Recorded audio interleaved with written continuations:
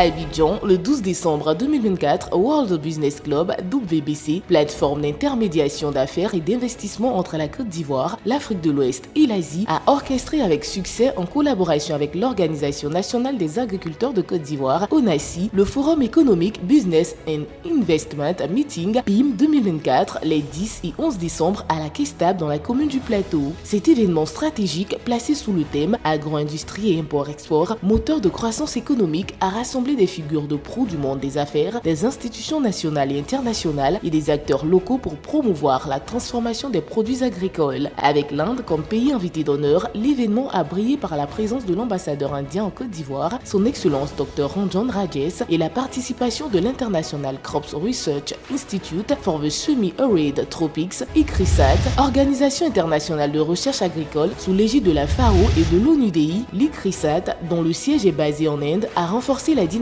de cette rencontre. L'une des choses d'abord qu'il faut savoir, c'est que l'Inde a la plus forte population au monde. Une population de plus de 1,4 milliard. Et pour nourrir cette population, il faut vraiment que l'agriculture soit forte. Alors, donc, avec ce que l'Inde a pu réaliser à travers sa révolution verte, partout où nous allons, nous voulons partager cette expérience-là avec nos pays amis, les pays amis, y compris la Côte d'Ivoire. L'Inde est un pays fortement agricole qui arrive aujourd'hui à nourrir sa population de plus d'1,4 milliard d'habitants et qui exporte de la nourriture à travers le monde. Pour réussir cela, l'Inde a dû développer des compétences technologiques et des expertises que nous voulons aujourd'hui partager à des pays amis dans la Côte d'Ivoire. Il remercie la plateforme World Business Club et le commissaire général du BIM 2024, M. Marus Tano, pour cette initiative qui sert de cadre d'échange et de renforcement de la coopération bilatérale entre l'Inde et la Côte d'Ivoire dans le domaine agricole. ICRISAT a comme priorité la lutte contre la pauvreté, la malnutrition dans les régions arides ou des terres arides. Et comme vous savez, cela fait partie pratiquement des 40% de la masse terrestre. Et donc il y a assez de défis qui sont liés à ces différentes zones. Et ce que ICRISAT essaye de faire, c'est de trouver des solutions innovatives qui peuvent aider à améliorer la qualité des différents produits et voir comment soutenir l'agriculture, les différents nutriments et voir aussi comment trouver des solutions pour ces différents défis liés à ces zones, on va dire, ces zones arides. Donc, ICRIMAT est présent dans plusieurs pays, notamment l'Inde, le Mali, le Niger, le Sénégal, au Ghana, et ils ont un hub au niveau du Malawi aussi, et au Kenya aussi. Après la présentation des domaines de compétences d'ICRISAT et des possibilités de coopération avec les gouvernements africains pour renforcer l'agriculture et l'agro-industrie, Dr Victor Afari a émis le vœu de collaborer avec les institutions ivoiriennes pour créer une représentation de leur organisation en Côte d'Ivoire pour favoriser des formations, des renforcements de capacités, des transferts de technologies, des partages d'expériences, l'élaboration bilatérale de projets pour aider l'agriculture et l'agro-industrie pour booster la transformation locale, surtout au niveau des producteurs. Il a aussi rappelé qu'ICRISAT existe dans certains pays africains tels que le Mali, le Niger, le Kenya, le Malawi, etc. Le FICA qui est là, le Fonds interprofessionnel pour la recherche et le conseil agricole qui accompagne. Il y a l'Agence nationale d'appui au développement rural, la NADER, que vous connaissez, tout producteur doit connaître la NADER. Parce que c'est la seule structure qui peut vous dire quelles sont les itinéraires techniques qu'il faut, quelles sont les bonnes pratiques agricoles pour avoir des produits de qualité. Ce n'est pas au laboratoire qu'on a les produits de qualité, mais ça part de la production. Donc la NADER a ce rôle-là de pouvoir encadrer sur le terrain pour pratiquer, pour avoir les bonnes pratiques agricoles et sortir des produits de qualité avant de les envoyer sur le marché. Il y a aussi le centre des centres de recherche. Les centres de recherche au niveau de la Côte d'Ivoire, il y a le centre de recherche national agronomique, il y a le CNRA, mais il y a également les universités aussi qui font les recherches. Il y a des grandes écoles comme l'école de Yamsoko aussi qui fait des recherches en matière d'agronomie. On a eu ICRISAT.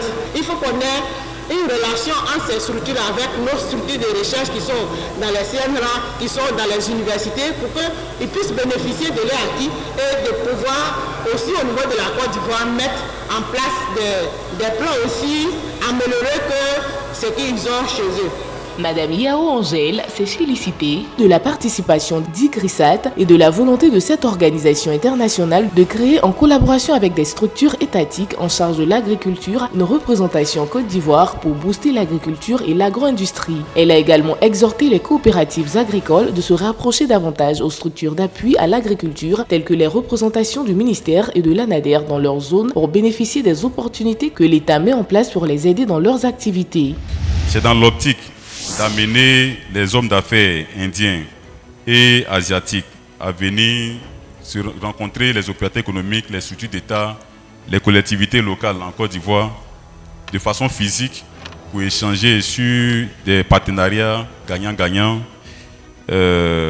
échanger sur des partages d'expériences que nous avons décidé de créer le forum BIM de sorte à ce que chaque année nous puissions inviter des investisseurs, des opérateurs économiques, des structures d'État indiens à venir rencontrer nos opérateurs économiques ici, nos collectivités locales qui ont besoin effectivement de partenaires à l'extérieur. L'objectif principal de cette rencontre était d'attirer les investisseurs indiens tout en renforçant les relations économiques entre la Côte d'Ivoire et l'Asie. Les discussions ont mis l'accent sur la nécessité de développer la transformation locale, d'améliorer les rendements agricoles et d'encourager les innovations technologiques au service de l'agro-industrie. Producteurs, coopératives agricoles, acheteurs, exportateurs et transformateurs ont massivement répondu à l'appel du BIM 2024. Cet événement leur a permis de partager leurs expertises et d'explorer de nouvelles pistes pour dynamiser le secteur agricole. Lors de son intervention, le commissaire général du forum, M. Marius Tano, a appelé à un soutien accru pour les entrepreneurs et les champions locaux qu'il considère comme les piliers du développement agro-industriel en Côte d'Ivoire. L'ONACI a décidé, n'est-ce pas, de pouvoir nous donner la main